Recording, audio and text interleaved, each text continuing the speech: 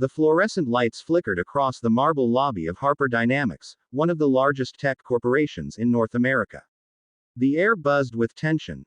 Executives hurried past with clipped voices, assistants tapped frantically on keyboards, and security guards shifted nervously at their stations. Something was wrong. Very wrong. And in the middle of it all, a janitor named Daniel Cole pushed his mop bucket across the gleaming floor, humming softly to himself. His uniform was a little faded, his shoes worn thin, but his back was straight and his eyes calm. To everyone else, Daniel was invisible. Just another blue uniform blending into the background of high-powered lives. But Daniel wasn't like the others here. He wasn't chasing stock options or million-dollar bonuses. He was chasing something far more precious: time. Time to raise his 10-year-old daughter, Lily. After his wife passed away 3 years ago, Daniel had become both mother and father, cook and homework helper, protector and storyteller.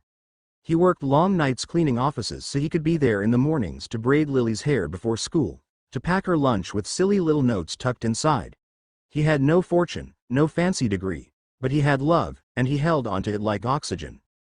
That night, however, his quiet routine collided with chaos. In the top-floor boardroom, panic reigned. The CEO, Victoria Harper, stood with her arms crossed, her face pale. Around the massive oak table sat her most trusted executives, engineers, analysts, legal advisors, all of them sweating under the pressure.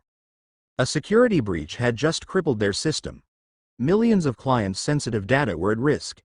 Shareholders were demanding answers, regulators were circling, and by morning, the company could lose everything. Over $100 million in damages, maybe more. Every solution the experts proposed had failed.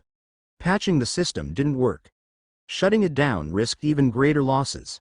Hours of desperate attempts had led nowhere. Victoria rubbed her temples. She had built this company from scratch, but at this moment, it was slipping through her fingers. Downstairs, Daniel was on his break. He sat quietly in the corner of the lobby, sipping from a thermos of coffee he'd brewed at home. On the cracked screen of his old phone, a reminder popped up. Don't forget Lily's science fair tomorrow. A faint smile tugged at his lips. She had been working on her solar system model all week, painting each planet with careful strokes. He'd promised her he'd be there no matter what. But then, a sharp voice echoed down the hall. We're out of time. Someone figure this out or everything we've built collapses. Daniel looked up. The words came from the boardroom upstairs. He wasn't supposed to listen, but something about the raw desperation in that voice stirred something inside him. He had once lived in that world.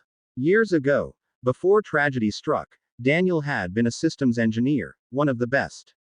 He had spent a decade designing security protocols for corporations across the country.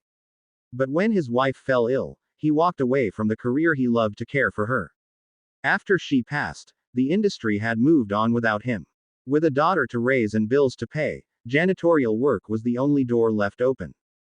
Daniel thought he'd closed the chapter on that life forever, but now, fate had dropped the problem right at his feet. He hesitated. Should he even say anything? What if they laughed at him? Just the janitor with a mop, trying to act smart? But then he thought of Lily. He had always told her, never hide what you're capable of. Even if the world underestimates you, never underestimate yourself. So Daniel took a deep breath, stood up, and pushed his mop bucket toward the elevator. The boardroom went silent when the doors opened. Every head turned. Daniel cleared his throat. I'm sorry to interrupt, he said, clutching his cap nervously. I couldn't help overhearing. I think I know what the problem is. For a moment, the room was frozen. Then, a few executives snickered under their breath. One of them muttered, "Great. Now the janitor's giving IT advice." Victoria shot them a sharp look, silencing the laughter. She studied Daniel, his steady posture, the quiet certainty in his eyes. Something about him felt different from the dozens of panicked voices around her. "And what exactly do you think the problem is?" she asked. Daniel stepped forward cautiously. "You've been patching the system as if it's a direct breach, but from what I heard, the issue sounds like a recursive loop in your backup firewall. It's not the system that's broken, it's your safety net choking itself. If you bypass the loop and reset from the core cache, you'll cut off the breach instantly." The room went quiet again, but this time it wasn't mockery, it was disbelief. That's impossible, one engineer stammered. We've been at this for 12 hours. Daniel walked to the whiteboard, picking up a marker with shaking hands. He hadn't touched code in years, but his fingers remembered. In seconds, he sketched out the sequence. Lines of logic, arrows, resets. The executives leaned forward, their eyes widening. It was so simple, so obvious, yet none of them had seen it. Run it, Victoria said firmly. Within moments, the engineers scrambled to their laptops. Keys clattered, screens refreshed, servers rebooted. And then, like a dam breaking, everything fell back into place. The system was restored. The breach was gone. Millions saved. The room erupted in cheers, sighs of relief, even a few tears. Grown men hugged each other. Phones buzzed with messages from relieved shareholders. And in the middle of it all stood Daniel, still holding the marker, looking almost embarrassed. Victoria approached him, her expression unreadable. You, she said softly, just saved this company from losing everything. Do you understand that? Daniel lowered his eyes. I was just doing what I could. Honestly, I should probably get back to my shift. My daughter's waiting at home. But before he could leave, Victoria stopped him. What's your name? Daniel Cole, ma'am. Mr. Cole, she said, her voice steady but warm. This company owes you more than words. And I owe you more than thanks. Come back tomorrow. Not as a janitor, but as my lead systems architect. The room gasped. Executives exchanged stunned glances. A janitor, offered one of the highest positions in the company. It was unheard of.